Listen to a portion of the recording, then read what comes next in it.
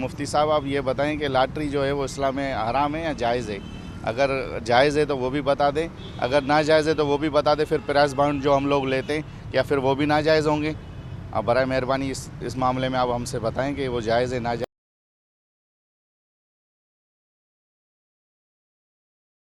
Lottery जो है, जिस एक एक एक सूरत उसकी जुए की होती है, और वो सूरत यह है कि मैंने एक 500 रुपये का टिकट ख़रीदा, और अब या तो ये 500 अपने साथ जो है वो 5 लाख लेकर आएगा, ये 500 भी चला जाएगा। ठीक।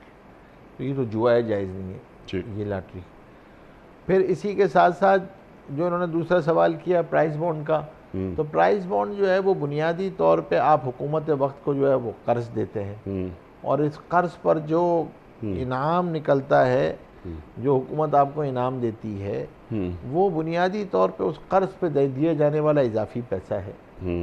तो वो प्राइस बॉन्ड पर भी जो है वो जायज़ नहीं है, प्राइस बॉन्ड को इस तरीके से उस पर इनाम लेना, वो भी क्योंकि कर्ज पर सूद है।